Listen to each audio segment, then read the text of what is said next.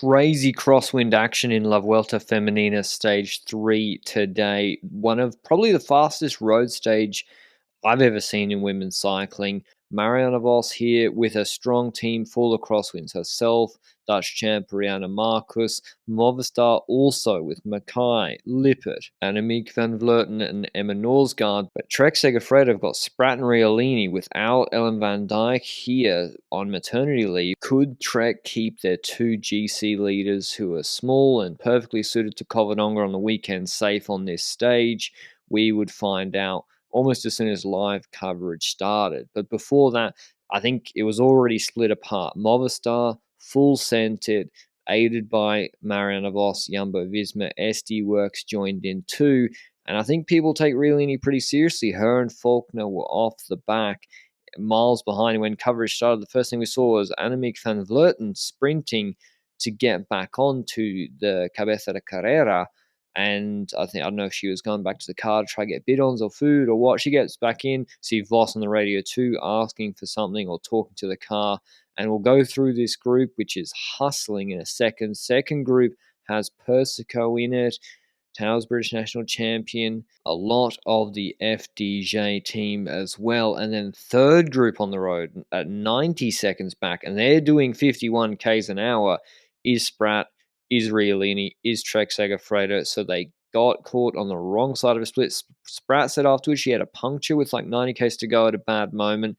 And if you puncture and you lose a minute changing over and everyone's doing 55 Ks an hour, it's pretty hard to get back. We've got Vollering in Group 1, as you can see, Nuviodoma and Neve Fisher-Black as well. Blanca Vash there too, and pretty much all of DSM made it, as well as Charlotte Kool, most of Jumbo Visma too, Dygert in the pink shoes. So we do have our three sprint options from yesterday, Vos, Dygert, and Charlotte Kool's right at the back in the green points jersey. So who would keep it going? Would they keep the second group behind that didn't? It had Persico in it, who probably was a candidate to take the red jersey, or maybe a medium mountain or a sprint stage. It's a bit harder later in the week, but they would never come back because even though they got to 15 seconds, it then kicked off again at the intermediate sprint in this town, which Vos won ahead of her teammate Marcus, who actually took 2 of the seconds. Lippert came third and Dygert came from too deep. You get some respite in these towns from the crosswinds, obviously, because of the buildings.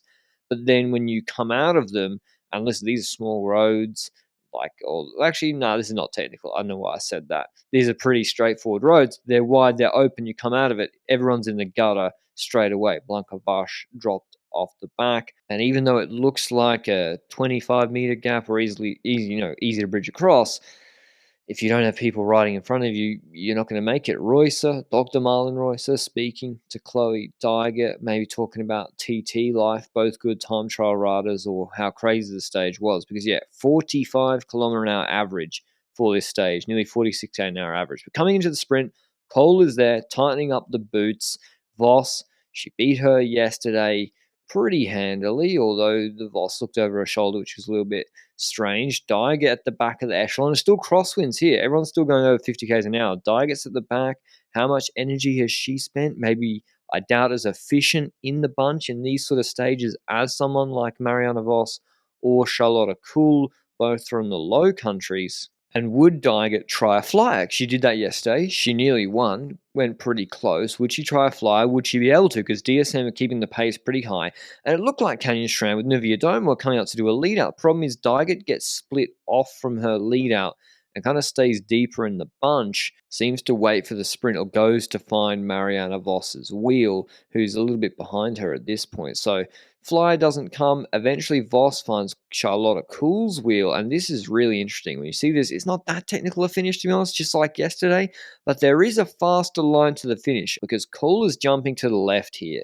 And there is loads of space. Now, Kool will go to the barriers, 300 meters to go. She jumps really, really early. Vos goes right. And it looks like when she's making this decision right now, and it looks like there's no space, but she goes right.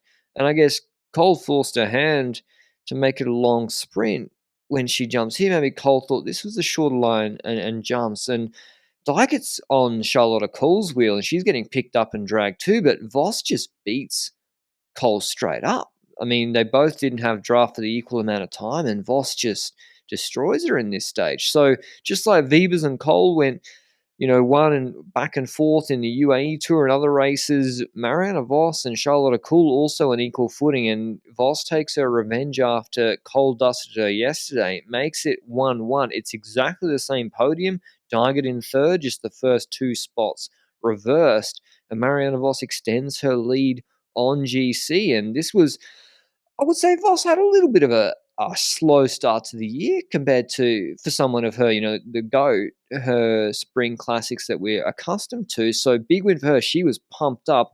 Trek and Riolini, though, and Spratt lost a lot of time in this stage. Here's what Vos had to say after the stage. Congrats. We had yesterday you made second, and today you finally found the victory. How do you feel about that? Yeah, well, of course, really good. We know yesterday we were not so far off, so there would be another chance today.